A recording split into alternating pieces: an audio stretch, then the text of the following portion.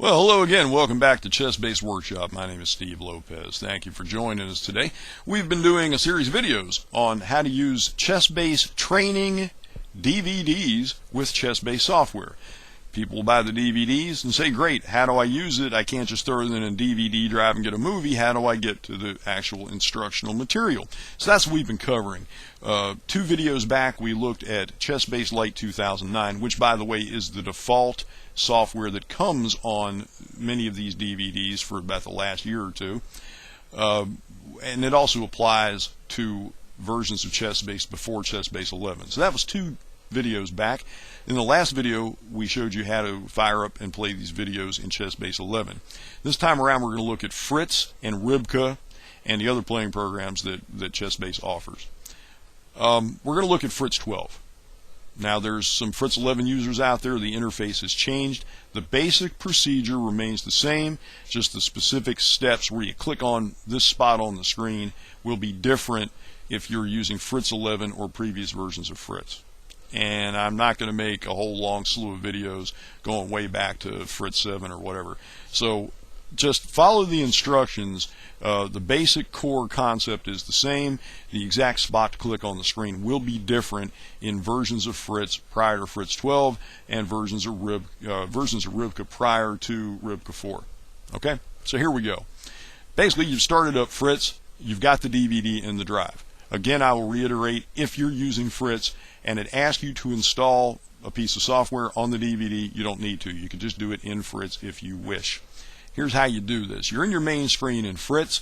There's a couple different ways to get to the database window. You're going to open up a new window that's going to show you your game list of whatever the current database is. There's a couple different ways to get there. One of them is just to hit the F12, that's Frank 12 key on the keyboard. The F12 key will just open it up for you. That's the shortcut. The other way to do it is you go to the green button in the upper left-hand corner of the screen. It's your application menu. Click on it, go to Open, and then Open Database. When you click on it, it opens up the game list screen. Notice that this didn't change the window you were in. This is actually a new window. If you go down to your bar at the bottom of the screen, your Windows taskbar, as I've done, you'll see that we are in a database here. This is the screen we were last in, the game that I had been looking at. And then, of course, your first box right here is just the default splash screen for Fritz 12. You know, when you fire up Fritz 12 and you click Play Fritz. So first you do that, go to this screen, and then go up here, go Open Database, and that takes you to your game list. So now you're in a game list window. This is a game list for whatever database you were last in. So how do you get to your DVD drive? Well, you go to this button up here in the upper left corner, the silver button in this screen. It's your application menu once again. Click on it. Go to Open. And here you've got your database select window, your dialog. This is your standard Windows file select dialog. This appears in all kinds of programs. If you're using Windows Explorer or My Computer to get around on your hard drive or on your various floppy drives, or not floppy drives, CD drive, or if you have a flash drive jacked in, this is how you get around. This is not going to be a tutorial about every aspect of this dialog. I'm just going to show you how to get to your DVD drive if you don't know how to do it. You go over to your left-hand pane, click on Computer. That gives you all of the drives on your computer. As we've seen in previous videos, I have 3 drives: my hard drive, my virtual hard drive that has the recovery files for my particular laptop, and then down here you will see the type of drive, the letter of your drive, and then the short name of whatever disk you're looking at. You'll recall that we've been looking at a disk called ChessBase Tutorials Openings Number 1, the Open Games. So it just says Tutorials. So you'll see the short name. That's what you're looking for. You're looking for the drive that has the short name of whatever disk you put into the DVD drive. Okay? Click on it. Actually, double click on it, sorry. And that gives you a list of everything that's on that DVD.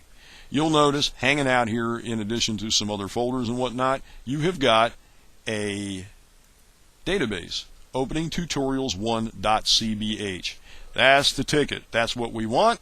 So either double click on it or click once on it to highlight it and click Open. By the way, I am using Windows Vista on this computer, this dialog may look different on different computers.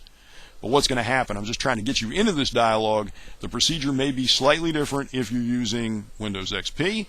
I don't think it looks any different in Windows 7. I'm trying to remember. I have a Windows 7 computer. I think it looks pretty much the same. But you're going to get something similar to this. You just want to go to your DVD drive, find the CBH file, that's the database, and double click to open it, or click once on it and click open, and it will give you the game list. Now, how do you get to the videos? Well, that's always, or usually, at the very top. I'm going to click on a different game here just so I can show you this a little better. It says ChessBase Tutorials Opening Volume 1 with an underscore, and off here to the side you see HTML and text. What that means is that's a text file. If you double click on this particular disk, that will take you to the table of contents for your disk. It's almost always at the top, and you'll see it, the title of your disk with an underscore. That means table of contents.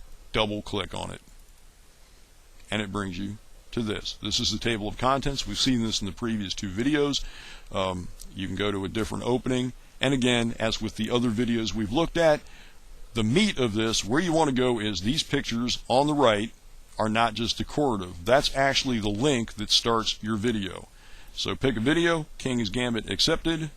We'll click on his face. Give it a minute.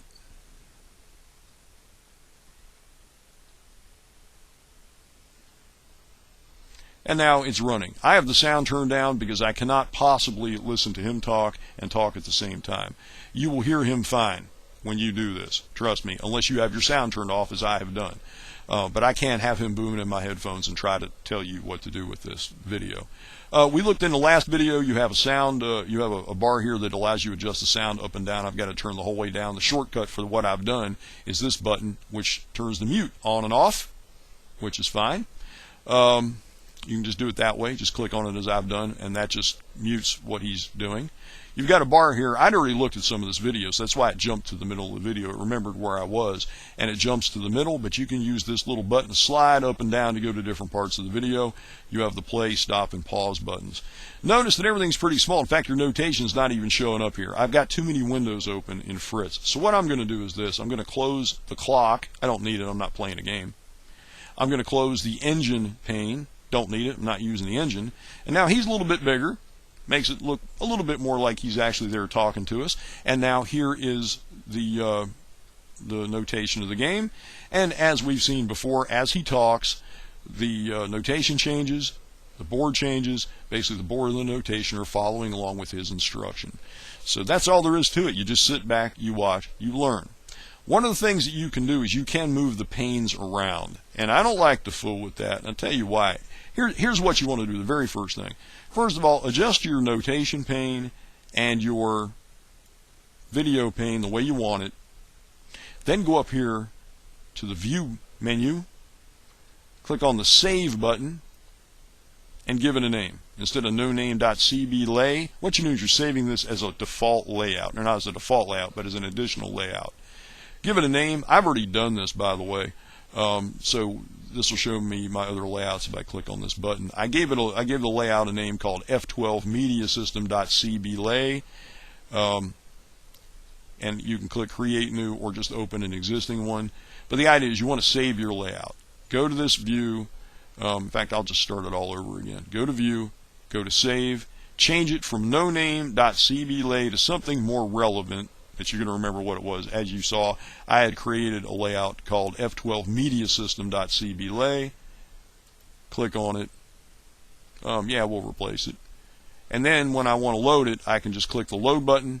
Here's a list of all of my different settings. I would just click F12mediasystem.cblay as the layout that I want, and then click Open. And I'll show you why. When you go to move something,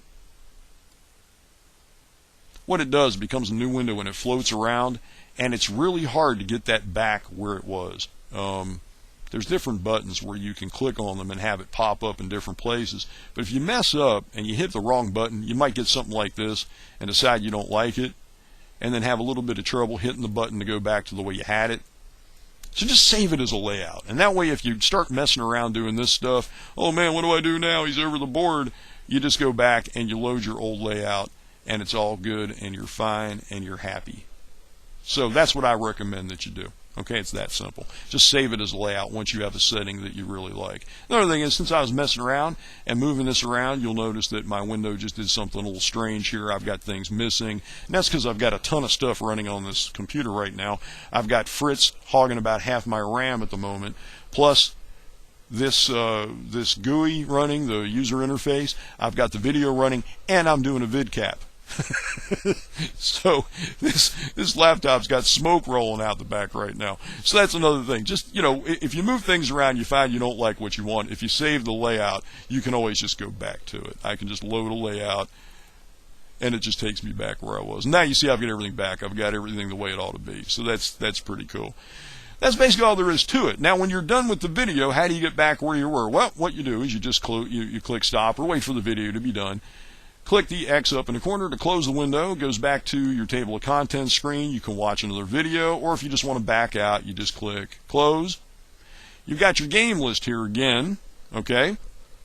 Let's say you want to go back to the other database that you were using. How do you get there? Click on this button right here, application menu, go over here. It says recent databases. We'll just go right back to classical.cbh, which is where I was, and there's my game list. It's that simple. Just remember the first step when you're in your main screen of Fritz, your first step, click the green button, open database. It opens up your game list. Go to this button at the top, go to open. Use this dialog to go to your DVD drive, and I'll show you again how to get there. If you just click on computer, there's all your drives. Double click your DVD drive. Double click the name of the database. Double click the underlined first entry is typically your table of contents that shows you where the videos are. Double click on it. And after a moment, here's all the different videos. Just click on a face to open the video. Give it a minute here. The DVD is spinning. Sit back, watch, and learn. And once again, you will hear the fellow talking when you're doing this on your computer as long as your sound is on.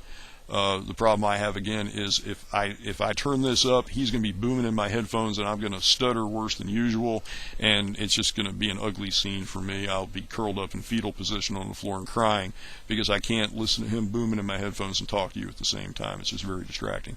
But you will hear him. I've got him turned down so you can't hear him. That's all there is to it. It's very simple. So no matter what version of ChessBase software you're using of the current crop, we now have had a video for it. ChessBase Lite 2009, which you can download from chessbase.com. It also comes on these DVDs, so you have a default piece of software you can load in case you don't have any of the other programs. If you have ChessBase, that's fine. You can use that. We've seen that in a video, and now we've seen how to view these in Fritz and Rybka. You're all set. All you need now is one of these tutorial DVDs. Sit back, watch, and learn. It's that simple. Till next time, for ChessBase Workshop, I'm Steve Lopez. Please have fun.